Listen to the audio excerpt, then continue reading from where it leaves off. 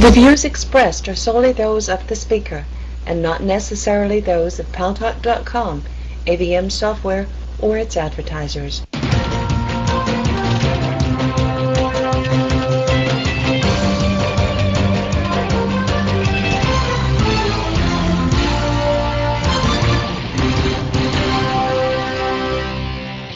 News Talk is online. News Talk Online is a production of Paltalk.com, the largest multimedia interactive program on the internet, with more than 4 million unique users on demand on iTunes and on YouTube, and on my blog, GaryBaumgarten.com, where you are all encouraged to post your comments, whether you agree with me or not. And thanks to our good friends at CRN Digital Talk Radio, we're syndicated into 12 million additional households.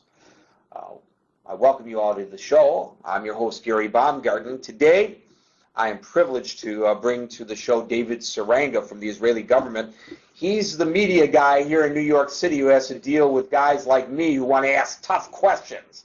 And he has made it his cause to improve the image of Israel. You know, when we think of Israel, we think of all too often the conflict with the Palestinians, the threat of terrorism, the economic issues, the woes of the current government. The current Prime Minister Ehud Olmert is under investigation because of a corruption scandal. These are the things that we see in the newspapers, read in the magazines, watch on television and hear on the radio when we hear the word Israel attached to a news program. Well, David Saranga, a couple years ago, I met him just as I was walking out the door at CNN. He was walking in the door at the Israeli consulate and mission to the United Nations. He is the Counsel for Media and Public Affairs at the Consulate General here in New York City. He said, you know what, I am going to make it my job number one, to improve the image of the State of Israel. So what does he do? He throws a soulful bash at the Apollo Theater. He throws a bash at Times Square, supporting Israel. Ladies and gentlemen, you got to look at the latest issue of Maxim magazine, the July issue of Maxim magazine, because it's got hot Israeli women in string bikinis.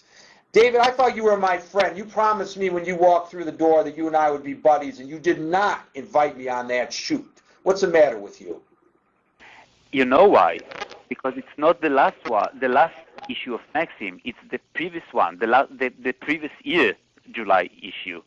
But anyhow, a year ago, exactly. A year ago. But you know why? Mentioning all these projects, I didn't have time to make friends. Come on, you and I became friends the minute you walked through the door. How are you, Gary? I am terrific. I'm so pleased that you're joining me. You know, there are many people who are supporters of Israel that say the problem with the Israelis is they don't give a damn about public relations, and therefore the country gets a bad rap. You kind of decided you'd be a one-man band changing all that. Why is that? First, it's not one man's. Don't forget that we're here working with a marvelous team at the Israeli consulate in New York, and I have also my colleagues all over the United States. But still, it's a small team. It's a small and a very unique team of people trying to change the image of Israel. Exactly as you mentioned before, there are two components that we are dealing with.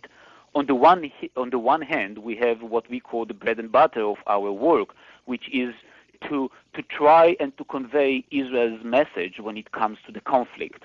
On the other hand, what we want people to understand that Israel is much more than a conflict. We want people to understand that there is normal life in Israel. We want people to understand that Israel is the next hot spot when it comes to lifestyle, when it comes to tourism, when it comes to fashion, when it comes to culture, not speaking about technology, science, and so on and so forth.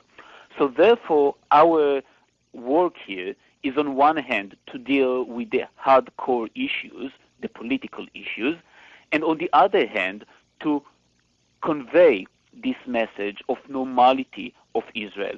And you know, I can say that in the last or in the recent years, it's something that you see more and more. It's something that you can read about in the different magazines, you can see on television, and so on and so forth, which means that there is a buzz about Israel beyond the headlines.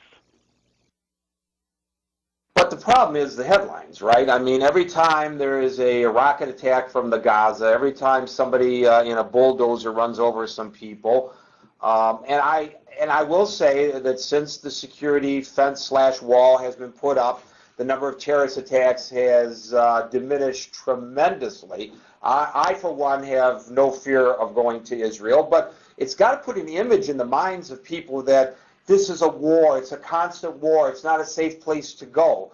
So to me, it seems, on the outside looking in, that guys like you, David Saranga, have an uphill battle trying to change the perception of the world.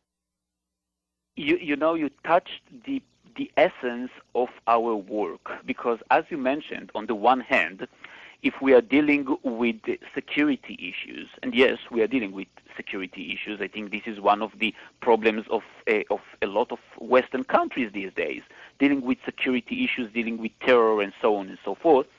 But on the one hand, when we deal with these issues, and the media is writing about it, is describing the issues, which is fine, and this is what they should do.